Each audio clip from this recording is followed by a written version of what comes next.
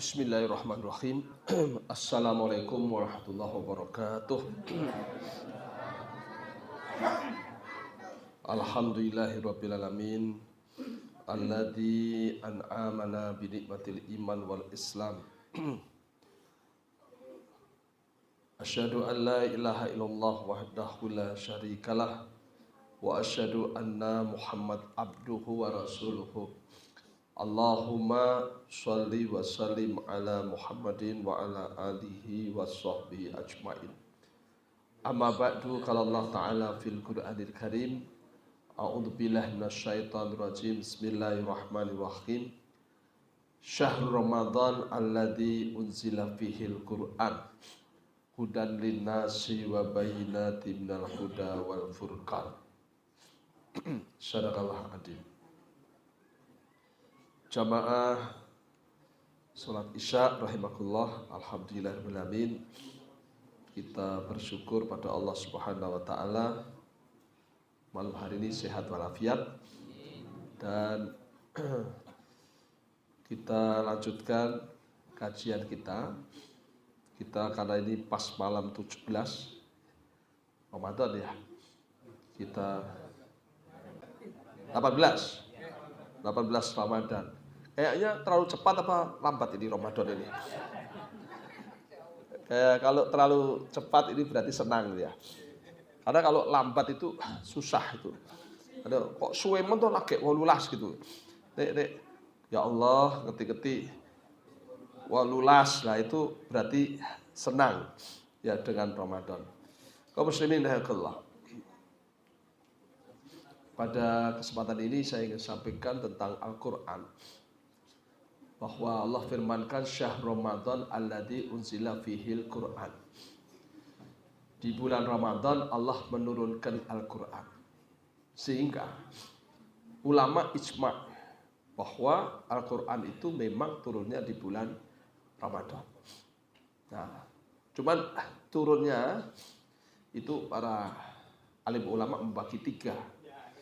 Pertama, Quran ini ada di Lauh Mahfudz, yaitu langsung 30 juz.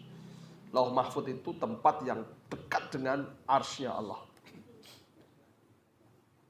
Tapi itu secara istilah ya, bukan kok fisik itu enggak. Ya, kalau misalnya itu istilahnya misalnya Mayor Teddy adalah tangan kanannya Prabowo misalnya gitu. Itu istilah, bukan kok Prabowo tangannya tugas siji terus digayot ganti Mayor Teddy gitu ya. Atau Mayor Teddy selalu di sebelah kanannya, enggak. Ya kadang-kadang di depan, kadang di belakang ya. Kadang-kadang pulang ke kampung halaman gitu. Tapi istilahnya tangan kanan. Nah, ars itu begitu. Lauh Mahfudz seperti itu. Jadi dia tempat yang paling dekat dengan Allah itu Lauh Mahfudz. Kemudian Al-Quran yang kedua diturunkan ke Baitul Izzah, langit bumi. Itu juga sama 30 juz langsung. Dan ini kita sepakati. Nah, yang ketiga dari Baitul Izzah ke Nabi Muhammad sallallahu alaihi wasallam. Nah, ini berangsur-angsur ya. Berangsur-angsur selama kurang lebih 23 tahun ya. Baik, kaum muslimin Allah. Sekarang fungsi Al-Quran, kata Allah, hudan linnas wa bayyinatin minal huda wal furqan. Jadi Quran ini adalah petunjuk untuk manusia yang menjelaskan petunjuk Allah sehingga dia bisa memiliki Al-Furqan. Al-Furqan itu kemampuan untuk memilih antara yang hak dengan yang batil, yang selamat dengan yang celaka, yang lurus dengan yang menyimpang. Itu Al-Quran. Sehingga kita menjadi hidup ini gampang, mudah. Bayangkan Anda dikasih kapal itu di tengah laut tapi tanpa kompas. Kita akan terombang-ambing itu. Kan? Saya pernah mendapat sebuah kisah itu. 5 orang keliling dunia pakai perahu, di tengah jalan kompasnya hilang. Mati gitu. Ya dia hanya taunya siang malam, padang petang gitu. Sampai suatu kali ada kapal besar itu mendekat. Setelah dia ditolong, ditanya, kapan kau berangkat? Setelah dia cerita, saya berangkat tanggal sekian. Wah, itu ternyata sudah 2 bulan dia. Orang ngerti lor kidul itu. Bayangkan, laut ini kan 2/3 bumi kan. Kalau bumi ini kan daratannya cuma 1/3. Bisa dibayangkan betapa rekosone urip tanpa petunjuk. Melebihi itu. Kan gitu. Dan ndak ngerti tenan. Nyatane wong sing nganggo Al-Qur'an ku ya rumasane urip ya ning donya iki. Ada teman saya bilang, bapakku wis tak obong mati yo. Loh, sampeyan piye ning akhirat wis diobong entek ngono kuwi? Ora ning akhirat. Wah, ora. Lah surga neraka apa ora eneng? Ora eneng. Surgane sugih, nerakae ra didit ngono wae. Ya. Ini karena dia enggak ada kompasnya. Ya enggak? Sementara di Bali ada lagi yang bilang enggak begitu. Mati ya mati, sampeyan urip neh. Ya nek apik dadi menungso, nek elek dadi tikus gitu. Ya, reinkarnasi. Sehingga ada yang jadi anjing. Jadi dia pikir anjing, tikus, pitik, kuwi dhisik iki mungkin iki lho, iki mungkin mbahku dhisik. Beleng dadi tikus. Ini kenapa orang kok sampai konslet begini? Karena nggak ada petunjuk. Ngarang dewi-dewi. Nah ini. Nah, maka beruntunglah orang yang diberi petunjuk. Ya, Al-Quran ini sebagai petunjuk yang membimbing kita. Baik di dunia, baik di akhirat. Nah, kaum muslimin Allah. Kita puasa ini kan tujuannya la'allakum tattaqun. Nah, ciri orang takwa gimana? Salah satunya Alif Lam Mim. Dzalikal kitabu la raiba fihi hudan lil muttaqin. Ini Alkitab Al-Qur'an ya. Tidak diragukan lagi. Hakul yakin akan dijadikan sebagai petunjuk untuk hidupnya. Siapa yang enggak yakin yang menjadikan Quran sebagai petunjuk hidupnya? Ya, yang yakin bahwa Quran ini bisa untuk petunjuk hidupnya, yaitu al-muttaqin. Maka orang kalau sudah takwa, dia nggak ragu untuk menjadikan Quran sebagai petunjuk hidupnya. Nggak ragu. Hakul yakin. Nah, padahal banyak orang puasa itu belum sampai ke situ. Betul kan? Ya, misalnya ada nggak orang yang ragu dengan Quran? Banyak. Ya, ibu-ibu bisa jadi ya. Al-Quran mengajarkan nek warisan kuwi wong lanang loro wedok siji. Wow. Ya aja ngono kuwi adil lho coba ta. Wong padha anake kok dibedak-bedakke. Ini satu contoh ragu dengan Al-Qur'an. Ya. Padahal di situ ada banyak hikmah, di situ ada banyak ya kebijakan yang luar biasa dari Allah. Nah, itulah contoh. Maka ada orang ki ya ojo sok curang ya sing jujur. Kan ngono ya. Mau jujurmu ya jujur aja. Lho Quran ra entuk lho ngapusi. Sithik-sithik Quran ya remuk. Wong zamane edan nek ora edan nekandane ya. Ya ta gitu ya. Mula ge keduman edan bareng. Masyaallah. Iki kan golek wong waras rada angel gitu. Ya kan iki sing teko rada ya waras-waras kabeh kita ya gitu ya. Masyaallah. Ade iki wis ya enggak. Karena jujur marake ajur. Maka kita coba itu. Tuku gas melon dihapusi. Ternyata isinya 2,5, ora 3 kilo. Betul enggak? Tuku minyak ya dihapusi. Bae ora sak liter. Ngantek minyak apa iki? Pertalite pertama ya Allah dioplos edian. Inilah satu contoh betapa orang ini ya sudah rusak. Ya. Jadi begitulah. Ini baru yang kita tahu, ini belum yang lain-lain ya. Jadi kalau begitu ya kenapa ini bangsa enggak maju? Innallaha la yughayyiru ma biqaumin hatta yughayyiru ma bi anfusihim. Jadi kalau ingin Allah merubah bangsa kita, rubahlah dirimu. Falhamaha fujuraha wa taqwaha. Kamu itu diilhami kualitas fujur, kualitas takwa. Kalau fujur itu ikut kata setan, takwa ikut kata Quran. Itu aja. Jadi enggak sulit kan sebenarnya, simple. Gitulah. Maka orang yang membaca Quran ya menjadikan Quran sebagai pedoman itu adalah ciri orang takwa. Yang kedua, membaca Quran itu mendapatkan rahmat dan berkah dari Allah Subhanahu wa taala. Allah katakan dalam surah Al-An'am 155. A'udzubillahi minasyaitonir rajim. Wa hada kitab anzalnahu mubarak fattabi'uhu wattaqu la'allakum turhamun. Wa hadza kitab, dan ini Alkitab, maksudnya Al-Qur'an, anzalnahu, diturunkan Allah kepada kalian, mubarakun, sebagai satu keberkahan ya dari Allah. Fattabi'uhu, maka kamu ikuti itu Quran. Ya, berkah itu apa? Kebaikan yang banyak. Maka kita kalau mengikuti Al-Qur'an, kita akan mendapatkan berkahnya, yaitu hidup kita penuh dengan kebaikan. Ada orang jadi manten, kita doain barakallahu laka wa baraka alaika. Betul ya? Bagaimana caranya? Ya, suami istri ini harus senang membaca Quran, selalu mengamalkan Al-Quran. Wa jama'a bainakum fi khair. Pasti dia akan mendapatkan kebaikan yang banyak. Betul kan? Nah itu. Rumah tangga ya seringlah rumah itu disetelkan Al-Quran lah, nek iso ngaji Al-Quran ya. Ora kok apa musik koplo ya, musik koplo terus ya. Wattaqu la'allakum turhamun. Kamu takwalah kepada Allah, maka kamu disayang sama Allah. Maka kaum muslimin, ciri orang yang takwa tadi ya mengikuti Al-Qur'an, maka dia diberkahi dan dirahmati oleh Allah Subhanahu wa taala. Yang ketiga, di samping Al-Qur'an itu petunjuk, di samping dapat berkah dan rahmat Allah dengan Al-Quran. Dengan Al-Quran hati menjadi tenang. Allah menyebut Al-Quran ad-dzikra. Ya, inna nahnu nazzalna dzikra wa inna lahu lahafidun. Ya, surah Ar-Ra'd 14 itu. Aku turunkan padamu az-dzikra. Az-dzikra itu Al-Quran. Ya, dan aku menjaganya. Artinya Al-Quran enggak mungkin dipalsukan atau diselewengkan manusia. Kemudian Allah katakan ala bidzikrillah tatmainnul qulub. Jadi kalau kamu itu selalu ingat sama Allah, di antaranya adalah membaca Al-Qur'an, maka hatimu menjadi tenang. Nah gitu. Maka Bapak Ibu kalau gelisah resah itu membaca Al-Qur'an. Aku kok reso turu bingung ya, mikir ke bang plecet ya, baca Al-Qur'an lah ya. Ya jadi baca Al-Qur'an itu tentrem insyaallah.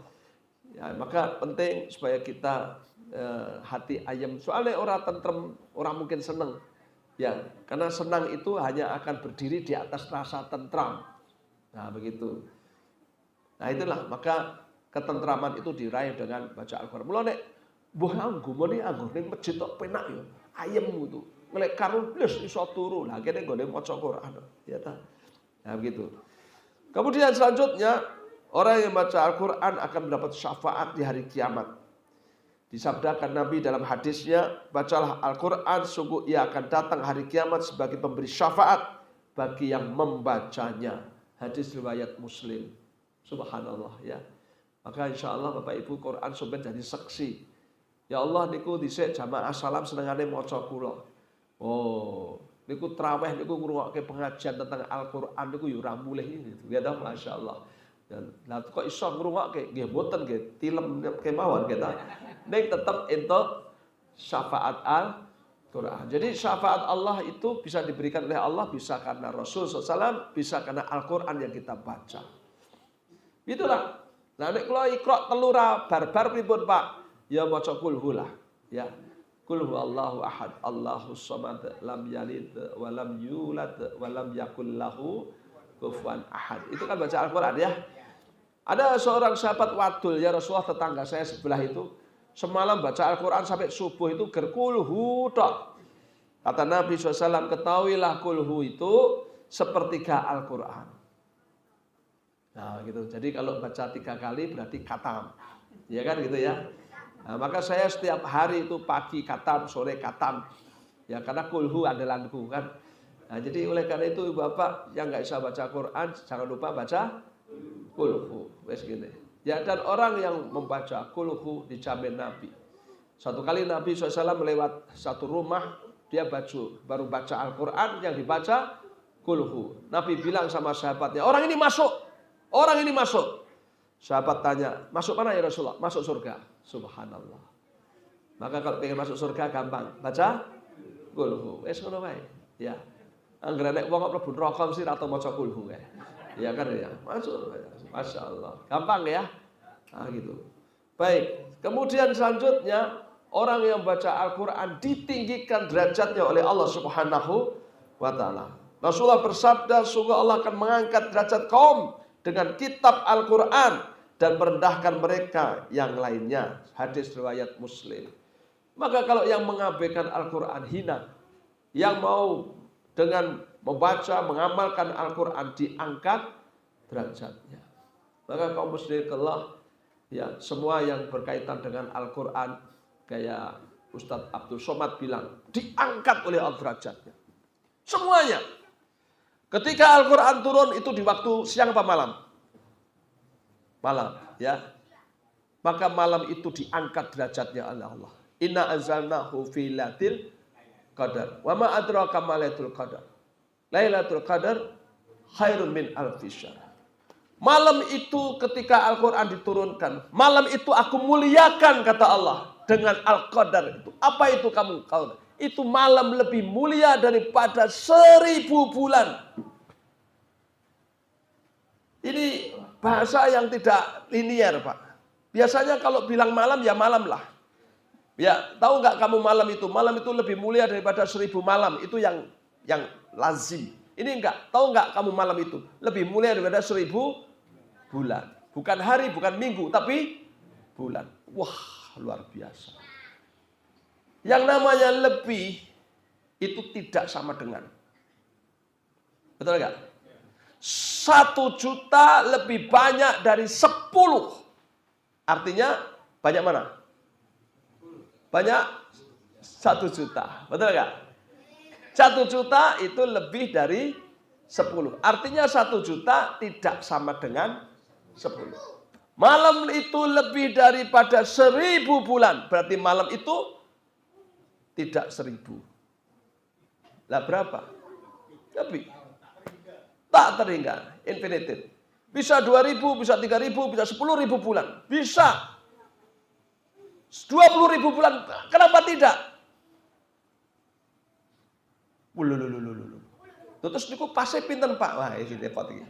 Tekok pase genah bakul iki. Ya gitu. Terus bakul keramik iki ya. Masya Allah. Enggak. Saya bilang 1, 2, 3, 4, 5, 6, 7 dan seterusnya. Itu berarti enggak ada ujungnya. Kalau Allah bilang khairun min alfi syahr, malam itu kemuliaannya enggak ada ujungnya. Lagi nek ra bolo ra tak kandhani iki. Ya kan ya? Wah, luar biasa. Terus siapa yang tertarik dengan malam Lailatul Qadar? Ya mestinya orang-orang yang mulia. Betul nggak? Ini sama dengan misalnya yang mulia dalam struktur kebangsaan itu hierarkinya presiden. Presiden mau ke Masjid As-Salam. Gitu. Wah ini Pak RT, Pak RW, Pak Lurah, Pak Camat kumpul. Ya sampai gubernur ke sini semua. Takmilnya masjid, wah ganteng kabeh langsung. Seragam gitu ya. Orang lewat di depan sana itu. Apa tadi? Presiden arep teko ning As-Salam. Alah, ger presiden ya kumpul ngopo tonton gitu ya. Kalau makpit ondel ngetan ranggagas dia. Bisa enggak begitu? Bisa. Enggak apa-apa. Tapi dia juga harus tahu. Presiden ke sini juga enggak mau ketemu dia. Betul enggak? Paham enggak? Jadi kalau malam kemuliaan ini kita sambut dengan ibadah, dengan tarawih, dengan baca Quran, dengan tahajud, dengan itikaf. Ya karena memang kita ini yang ingin dijumpai oleh Lailatul Qadar, orang mulia. Nenek wong mulia serah kodar-kodaran ora dicet barang ora apa-apa wong Lailatul Qadar ya mau ketemu kowe ya enggak? Ya kan. Jadi supaya kita paham ya monggo ya. Maka banyak orang dimuliakan dengan Al-Qur'an, dihinakan dengan Al-Qur'an. Betul. Masya Allah. Maka Rasulullah, inilah hebatnya Al-Quran. Ya, malam itu mulia. Bulannya juga ikut. Bulan Ramadan, bulan biasa. Betul nggak? Yang disebut bulan istimewa hanya 4. Zulqa'dah, Zulhijjah, Muharram, Rajab. Betul kan? At-Taubah 36. Hanya 4 itu. Itu disebut bulan suci. Tapi karena syahr Ramadan alladzi unzila fihil Qur'an. Karena bulan Ramadan Allah turunkan Quran. Ramadan jadi mulia. Apa bentuknya? Bulan Ramadan ada syariat puasa. Itu nggak ada kecuali di bulan Ramadan. Di Ramadan diturunkan Al-Quran. Nggak ada cerita kecuali Ramadan. Kemudian di bulan Ramadan yang namanya Lailatul Qadar. Itu ada di bulan Ramadan. Wah, mulia. Nabi Muhammad SAW itu manusia biasa. Dia miskin, dia yatim. Lahir, orang-orang desa itu biasanya datang ke kota untuk nyusoni anak wong kutha. Sing disusoni sing kira-kira sugih akeh dite. Maka mereka rebutan anak orang kaya. Tersisa satu Muhammad, anak orang miskin yang yatim. Ora nek sing gelem nyusoni, ra cucuk. Betul enggak? Maka tinggal seorang ibu dari kampung namanya Halimah Sa'diyah. Dia dengar-dengar karo bojone, "Piye Mas, turane garek iki?" Ora menarik blas gitu ya. Ya koncone wis mulih kabeh numpak unta, dia ketinggalan. Iki nek ra dijikok ade wis mulih glondang lagi. Ora nek sing disusoni, ya wis timbange reneng wis iki lah saeneng-enenge. Karena memang waktu itu dia tidak dimuliakan. Karena dia seorang Muhammad. Allah qul innama ana basyarun mitlukum. Katakan Muhammad, memang aku manusia biasa seperti kalian. Tapi ingat ketika dia menerima wahyu Al-Quran, beda. Dia menjadi mulia Muhammad Rasulullah. Dan ketika dikatakan Rasulullah, kita harus sholawat sallallahu alaihi wasallam. Kemuliaannya tidak tertandingi oleh manusia siapapun. Lebih mulia dari langit dan bumi, bahkan lebih mulia dari malaikat. Dan satu-satunya orang yang bisa memberi syafaat. Karena apa? Al-Quran. Ya kan? Imam kita ini kecil-kecil cabai rawit dimuliakan jadi imam gara-gara Al-Quran. Ya kan gitu ya? Lu iya lah. Nanti rebutan ngepek mantu gara-gara Al-Quran itu. Ya kan gitu. Ini Al-Quran. Betul kan? Insya Allah Bapak Ibu. Sampai orang yang duduk di majelis Al-Quran itu dimuliakan Allah. Tidak ada orang duduk yang lebih mulia daripada orang yang duduk di majelis Al-Quran. Terus orang yang baca Al-Quran diberi pahala yang super besar. 1 huruf 10 kebaikan. Dan aku tidak mengatakan alif lam mim itu 1 kata Nabi. Tapi alif 1, lam 1, mim 1. Berarti 30. Bapak Ibu, Anda wudhu 1 kebaikan. Anda pergi ke sini 1 kebaikan. Kita sholat tarawih 1 kebaikan. Kita duduk pengajian 1 kebaikan. Tapi alif, lam, mim sudah 30 kebaikan. Itu semua kalah dengan 3 huruf ini. Ada yang rasanya didis ngaji terus naik kandani. Tapi nggak apa, terus orang ngopo-ngopo. Ya kan gitu ya. Inilah menunjukkan betapa banyaknya kebaikan pahala yang diperoleh oleh orang yang membaca Al-Quran. Dan Al-Quran akan menjadi cahaya kehidupan manusia di dunia dan di akhirat. Rasulullah bersabda, bacalah Al-Quran, ia akan cahaya bagimu di bumi dan sampai simpanan di langit. Subhanallah. Hadis riwayat Ibnu Hibban. Nah inilah kaum muslimin yang terakhir, karena dia huda, petunjuk, maka hidup kita akan terarah sekaligus bahagia. Uripe sarwa bener tur bener. Kayak kupluk gitu. Bener tur bener. Soalnya ya ada yang kupluk ora bener ngene iki ya rek, ya ta? Bener ora bener iki. Ya bener. Ya ta ning sirah ning ora bener gitu. Insyaallah, barakallah. Semoga Allah merahmati kita dengan Al-Quran dan senantiasa kita dibimbing dengan Al-Quran dan kita senantiasa hidup bersama Al-Quran. Insya Allah kita di dunia wal akhirah mulia di sisi Allah dan bahagia di dunia. Amin ya rabbal alamin. Al-kalam wabillahi taufiq wal hidayah. Lebihnya mohon maaf. Assalamualaikum warahmatullahi wabarakatuh.